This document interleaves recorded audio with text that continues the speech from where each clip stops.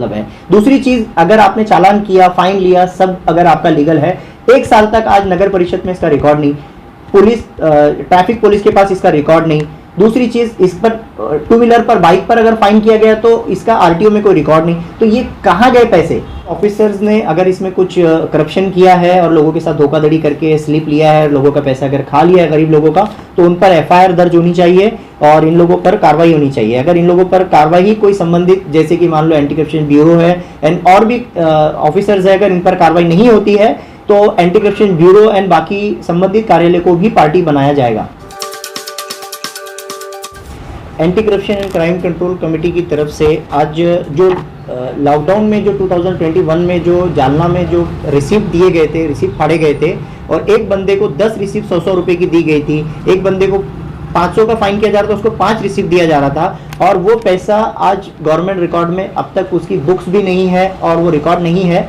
इस बात की जानकारी हमको मिलने पर सारे एविडेंस मैंने कलेक्ट किया हूँ और इन करप्ट ऑफिसर एंड धोखाधड़ी करने वाले ऑफिसर्स, जिसमें जालना पुलिस इंस्पेक्टर और पुलिस थाने के सभी लोग एंड नगर परिषद के काफ़ी लोग हैं एंड कलेक्टर ऑफिस के लोग, इसमें जो लोग इन्वॉल्व है सब पर मेरी कार्रवाई चल रही है। मैंने इंस्पेक्टर जनरल ऑफ पुलिस को भी ये रिपोर्ट कर दिया हूँ एंड एंटी करप्शन ब्यूरो को भी मंडे रिपोर्ट हो जाएगी। एंटी करप्शन ब्यूरो के राहुल खाड़े सर से मेरी बात हुई है व्हाट्सएप पे, उन्होंने मुझे अपॉइंट किया है मंडे को उनके साथ में मेरी मीटिंग है, उनको भी एक शिकायत दर्ज की जाएगी और एंटी करप्शन ब्यूरो से इसकी पूरी इंक्वायरी की जाएगी and police director general of police से भी ये इंक्वायरी की जाएगी। अच्छा, उसके अलावा उसमें जैसे देखा जा रहा है कि आप कह रहे हैं कि आपके पास पुरावा मौजूद है, तो ऐसे पुरावे मौजूद हैं जो आपको लगता है कि लीगल कार्रवाई की गई थी उस समय? अगर इस पर लीगल कार्रवाई की गई थी तो मैं ये पूछना चाह रहा हूँ कि इलेक्ट्रॉनिक स्लिप से इनको चालान नहीं किया गया था। दूसरा, एक चालान अगर आप कर रहे हो तो चालान अगर आप लॉकडाउन का उल्लंघन करने के नाम पर कर रहे हो तो आपको चाहिए था आईपीसी की धारा 188 के तहत इन पर कार्रवाई करनी चाहिए थी।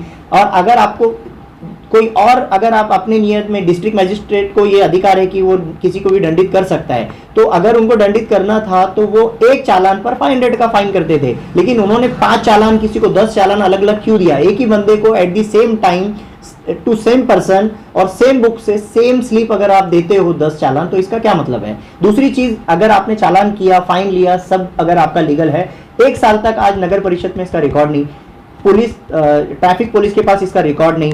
दूसरी चीज, इस पर टू व्हीलर पर, बाइक पर अगर फाइन किया गया तो इसका आरटीओ में कोई रिकॉर्ड नहीं। तो ये कहाँ गए पैसे?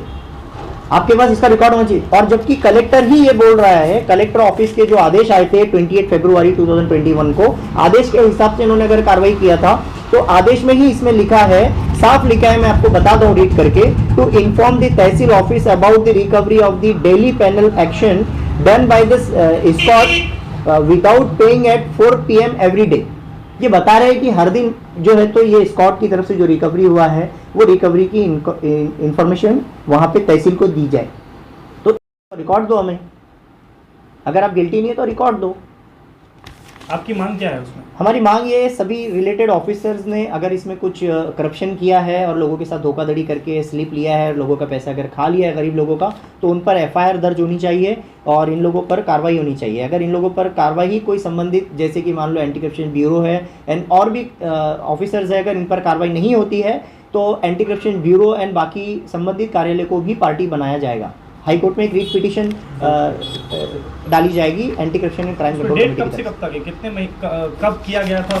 इस पर ये जो डेट है मैं आपको बता दूं, जो स्लिप हुआ था, एक स्लिप है जो अब्दुल चाउश को जो फाइन किया गया था, वो फाइन किया गया था 29 अप्रैल 2021। Thank you. Aurangabad updates channel भी है और न्यूज़पेपर भी है और इस चैनल के 2 करोड़ व्यूअरशिप है और एक अच्छे साफ सुथरा जर्नलिज्म जो है इस चैनल के ज़रिए से होता है, लोगों को इंसाफ दिलाने का काम होता है। मैं अपनी तरफ से इन लोगों को नेक ख्वाहिशात अपने पेश करती हूँ कि इस तरह का जर्नलिज्म जो है उसकी आज ज़रूरत है, अनबायस्ड जर्नलिज्म की ज़रूरत है। आप करते रहिए और हम आपके साथ हैं। औरंगाबाद अपडेट्स को हमारी तरफ से शुभकामनाएं।